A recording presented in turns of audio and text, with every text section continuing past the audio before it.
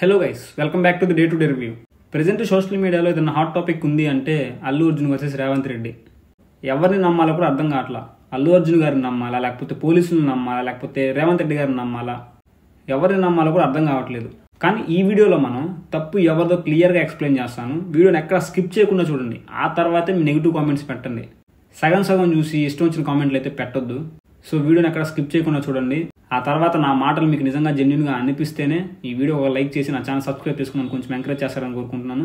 ఇంకా లేట్ చేయకుండా మెయిన్ టాపిక్లోకి వెళ్దాం. పుష్ప 2 ప్రీమియర్స్కి రేవతి అనే మహిళ తన ఫ్యామిలీని తీసుకుని సినిమాకి అయితే వచ్చారు. అక్కడ తొక్కిసలాట జరగడం వల్ల రేవతి అనే మహిళ చనిపోయింది అండ్ వాళ్ళ అబ్బాయి బ్రెయిన్ డెడ్ అయి ఉన్నాడు. ఈ విషయం అందరికీ తెలిసిందే. ఇక్కడ తప్పు ఎవరిది అంటే అల్లు అర్జున్ గారికి పోలీసులు అయితే చెప్పారు రావద్దు అని చెప్పేసి. కానీ అల్లు అర్జున్ గారు వచ్చారు. వచ్చిన తర్వాత పోలీసులు అయితే చెప్పారంట, వెళ్ళండి సార్ మీరు ఇక్కడ నుంచి, ఏదో ఇష్యూ అవుతుందని చెప్పేసి. ఒక పాట అయిపోయిన తర్వాత వెళ్తా, అమ్మూరు జాతర అయిపోయిన తర్వాత వెళ్తా అని చెప్పారంట. కానీ అల్లు అర్జున్ గారేమో ఆ మాట నేను చెప్పలేదు, పోలీసులు అబద్ధం చెబుతున్నారని చెప్పారు. కానీ సోషల్ మీడియాలో ఒక వీడియో వైరల్ అవుతుంది. సినిమా స్టార్టింగ్ కొంచెంసేపు నేను వెళ్ళిపోయా. నేను మా వైఫ్ అందరూ మేము బయటకు వచ్చాము అంతే. నాకు అసలు సినిమా స్టార్టింగ్ కొంచెంసేపు నేను వెళ్ళిపోయా.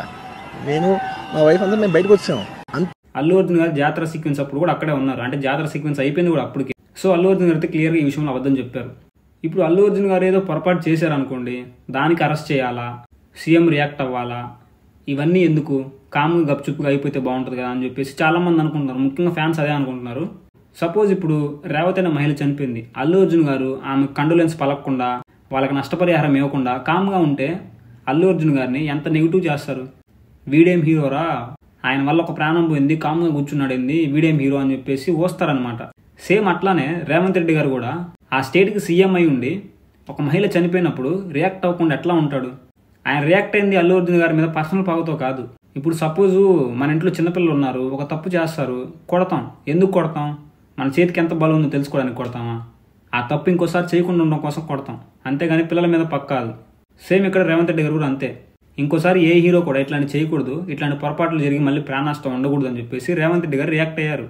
ఆ విషయంలో రేవంత్ రెడ్డి గారు అయితే 100% కరెక్ట్ అని చెప్తాను నేను. మరి రేవంత్ రెడ్డి గారికి నిజంగానే పర్సనల్ పగ ఉందా అంటే ఖచ్చితంగా లేదు.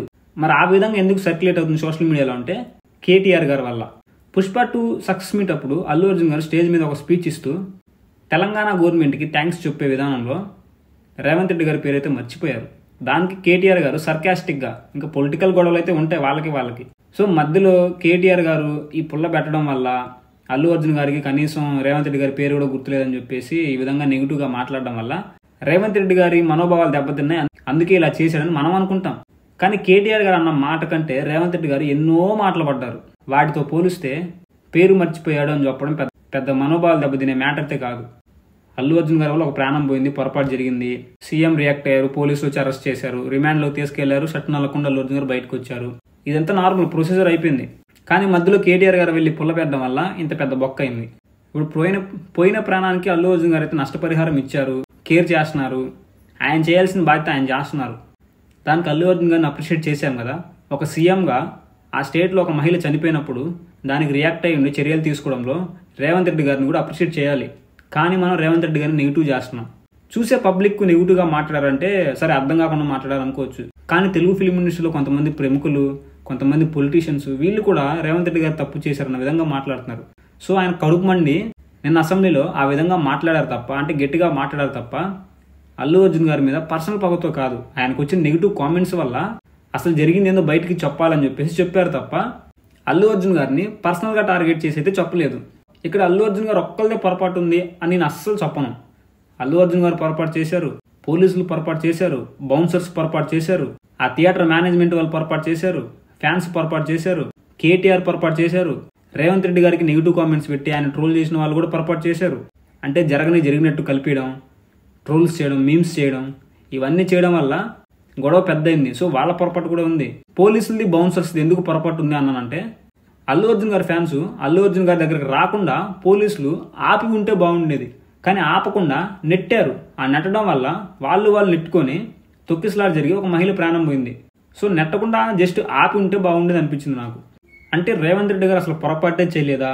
ఆయన ఎన్నో తప్పులు చేశాడు, ఎన్నో పొరపాట్లు చేశాడు, మరి వాటి గురించి మాట్లాడవేంది అని మీరు అనొచ్చు.